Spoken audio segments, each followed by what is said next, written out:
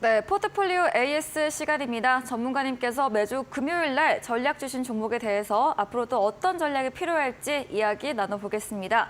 첫 번째 종목입니다. 2월 20일에 매수했던 엠플러스입니다.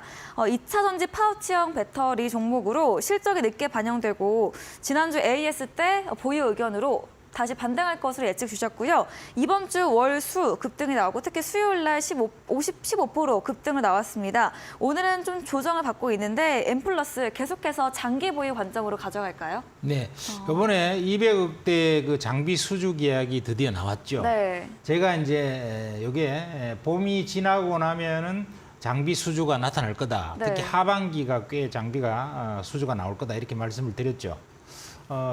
그래서 주가가 좀 튀기 시작했는데요. 자, 요 주식은 지금 오늘 같은 경우에 보면은 2차 전지 주식들이 많이 빠졌죠. 네. 그런데도 불구하고 이 주식은 장중에 플러스가 계속 나오면서 종가도 보합 정도 이렇게 약보합 정도로 이렇게 섰는데요. 네. 아마 시세가 더 나온다고 봐야 됩니다. 왜냐하면 지금 장비 발주가 계속 이어지거든요. 그래서 작년 4분기 흑자 전환도 했고요. 앞으로 장비 발주가 계속 이어질 거기 때문에 보유 전략을 가져가셔도 되겠다 이렇게 생각되고요.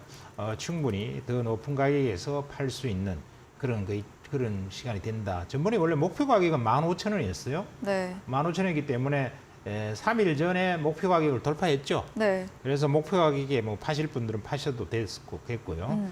그렇다 이렇게 말씀드릴 수 있습니다. 그러나 좀 더 가고 계시면 그보다는 더 높은 가격대는 뭐 팔 수 있을 것 같아요. 네, 목표가는 수요일 날 돌파를 했습니다. 엠플러스 흑자 전환과 함께 장비 발주 이어지면서 시세 더 나올 것으로 보유로 들고 계신 분들 의견 드렸습니다. 다음 종목은 2월 27일에 매수했던 DI 동일 양극재 알루미늄박 관련 종목이죠.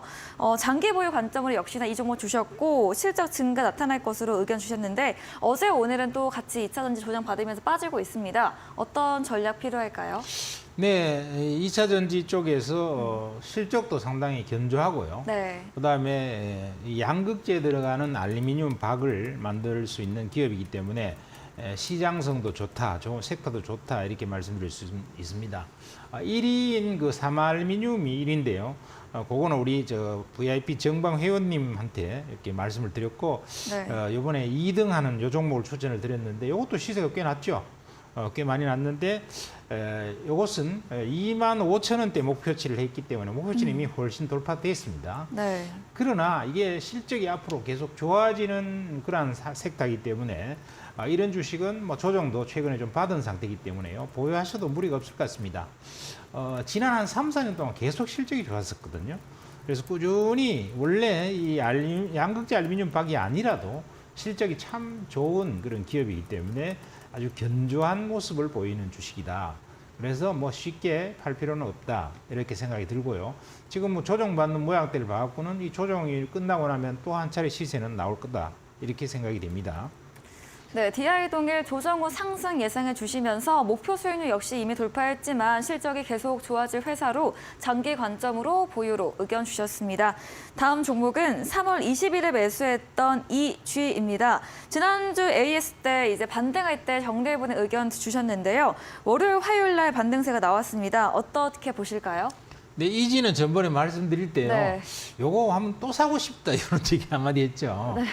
그래서 이지 요게 굉장히 여러분들이 잘 지켜봐야 될 아주 묘한 주식이에요. 요거는 제가 추천드리고 나서 100% 이상 수익이 났죠. 네. 급등이 났는 주식인데 요 주식은 앞으로 어쩌면은 대박을 낼 가능성이 꽤 있어요. 잘 살펴봐야 된다.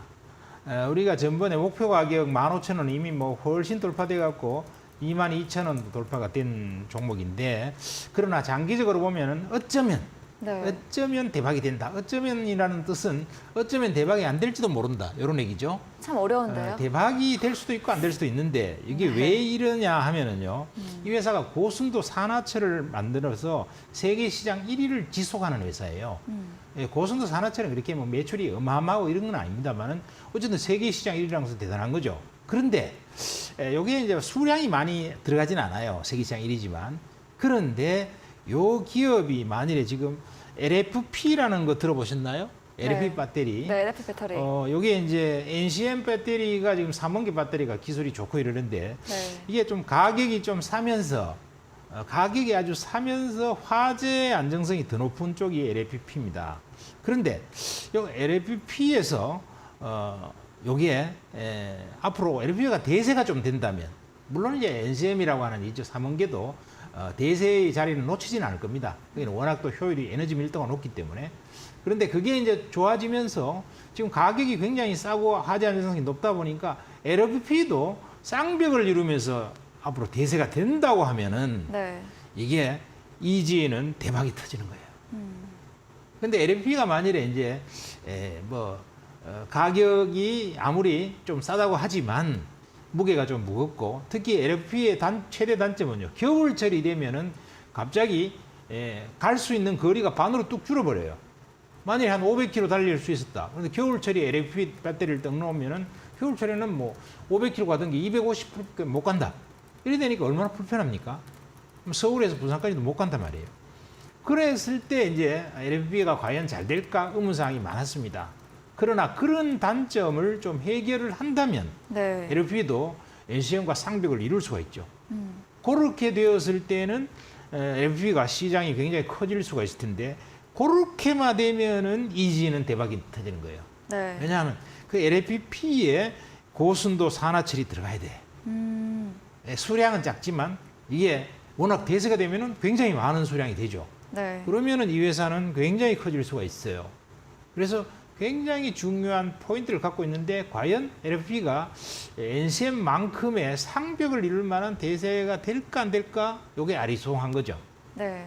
그래서 추이를 잘 살펴봐야 되는 기업이다. 이렇게 말씀드릴 수 있겠습니다. 네, LFP 배터리의 성장 확대성 여부에 따라서 달라지기 때문에 체크해 보시길 바랍니다. 다음 종목은 3월 27일에 매수했던 칩스앤미디어입니다. 자율주행 반도체 관련 종목인데요. 주가 횡보를 보이고 있습니다. 어떻게 할 수 있을까요? 예, 아주 지금 뭐 조정은 멋지게 잡고 있죠. 옆으로 쭉 세우면서 멋진 조정인데요. 요거는 시스템 반도체를 지금 삼성에서 네. 300조를 투입해서 민관이 합동으로 엄청 키우겠다니까 거기에서 중요한 역할을 하고 있는 기업이기 때문에 분명히 시세가 한번 더 난다 이렇게 말씀을 드렸고요. 미국 국내 실적도 좋아지고 있기 때문에 보유 전략을 가져가도 충분히 좋을 것 같습니다. 그래서 보유 전략으로 가져가시죠. 뭐. 네, 다음 종목도 이어서 해보겠습니다. 4월 3일에 매수했던 LNF입니다. 현대차 신규 소재 모멘텀 설명드렸고 다만 어제 오늘 약세를 보이고 있습니다. 오늘도 3% 가까이 하락을 했는데요. LNF는 어떻게 볼 수 있을까요? 네, LF는 뭐 별로 걱정 안 하셔도 됩니다. 결국 네. 장기로 가져가면 시세는 나는 주식인데요. 네. 뭐 최근에 한 2, 3일간 요래 조금 떨어진 것은 뭐 악재가 약간 있었죠. 악재라고 할 수도 없는데 어쨌든 5천억 정도의 교환 사채를 발행을 해서 발행을 한다, 자금 조달을 한다 이렇게 되니까 좀 출렁거렸고요. 뭐 이게 희석이 되는 부분이 있고 또 하나는 이제 이 차세대 LFP 배터리 출시 요 문제 이런 것들과 더불어서 LNF는 뭐 어쨌든 수급 문제가 약간 발생해서 요래됐지만은요. 네. 뭐 실적도 좋아지고 또 테슬라하고도 3조 8천억 계약도 체결했고 이렇기 때문에 추세에는 문제가 없습니다. 네. 어쨌든 양극재 기술은 대단한 기업이기 때문에요. 뭐 원래 지금 배터리의 전반적 조정 때문에 조정을 받았다 이렇게 생각하시면 될 것 같고 또 갈 수 있을 거다 이렇게 생각이 됩니다. 그래서 보유 전략을 유의하겠습니다. 네, 알겠습니다. 네, 이번에는 4월 10일에 매수했던 엔캠입니다. 2차 전지 전해 관련 종목인데요. 최대 주주 변경 이슈가 있었죠. 짚어드렸는데 어제 조정 받았고 오늘도 강보합으로 마감을 했습니다. 엔캠은 어떻게 볼 수 있을까요? 예, 최대 주주 뭐 그것 때문에 약간 악재로 시장이 받아들여갖고 네. 좀 약세를 좀 보였습니다. 그러나 이 회사는 IRA 법안의 수혜 종목이고요. 그다음에 전해액 분야에서는 지금 국내 1위고 세계 3위였는데 중국이 1등, 2등, 3등을 했기 때문에 사실상 중국이 IRA 때문에 배제가 된다고 하면은 세계 1등이 될 수도 있다. 이렇게 말씀드릴 수 있겠고 67%의 성장을 계속 지속하고 있기 때문에 굉장히 매력적이다 이렇게 생각되고요. 주가도 저점 부분에 다시 와 있다 이렇게 생각되고 추세를 따라서 이제는 상승 기조로 접어들 확률이 굉장히 높다 이렇게 생각이 됩니다. 그래서 성장에 큰 문제가 없기 때문에 일시적인 그런 악재 같은 경우에는 충분히 극복이 될 것 같다. 이렇게 말씀드리겠습니다. 네, 엔캠 일시적 악재일 뿐 이제 상승 기조를 봐주시면서 보유 홀딩 주셨습니다. 마지막 종목은 지난 방송 전략주였습니다. 4월 17일에 매수했던 하나기술인데요. 월, 화, 수 모두 강세를 보였고 수요일 25% 급등을 보이기도 했습니다. 이후 어제 오늘 차익 실현 나오고 있긴 한데 한 주 만에 수익률이 36% 넘게 달성이 됐습니다. 네, 짭짤했죠. 36%이래서 네. 한 주 만에 30% 이상 먹으면 수익이 괜찮습니다. 네. 그래서 어쨌든 어제 오늘이 좀 빠진 것은 악재가 시장의 약간 조정을 나왔죠. 받고. 네. 약간 나와갖고 이것도 이제 이 자금 조달 문제 이런 문제가 조금 문제가 돼갖고 조금 빠졌고 그다음에 또 이제 테슬라 테슬라가 주가가 많이 빠지는 바람에도 빠졌다. 그쵸. 이렇게도 볼 수 있고 또 급등을 했으니까 좀 빠졌다. 이렇게도 볼 수 그쵸. 있죠. 네. 여러 가지 이유가 발생했습니다만은 그렇지만은 이게 기업 자체의 성장성 여기는 문제가 별로 없어요. 그리고 또 하나 이제 좋은 점은 하반기로 갈수록 실적과 수주가 좋아집니다. 네. 이번에 돈도 자금 조달도 지금 많이 했기 때문에요. 한 5천억 정도 했잖아요. 그러니까 이렇게 조달이 돼 있기 때문에 앞으로는 좋아질 수 있는 그러한 성장성을 확보할 수 있겠다 이렇게 말씀드리겠습니다. 그럼 올라갔지만 보유로 의견 주신 거겠네요. 그렇죠. 네, 알겠습니다. 이거는 뭐 고점에서 한 30% 팔았으면 좋았는데 네. 못 팔았으면 갖고 있는 게 좋았죠, 뭐죠. 네, 오늘 AS는 여기까지 진행해 보겠습니다. 다음 코너 도전 상한가에서 전략주에 대한 힌트를 알려드립니다. 힌트 듣고 정답 아시는 분들 9시 무료 온라인 공개 방송 들어오셔서 채팅창에 남겨주시면 커피 교환권 보내드리겠습니다. 마지막 코너 도전 상한가로 돌아오겠습니다.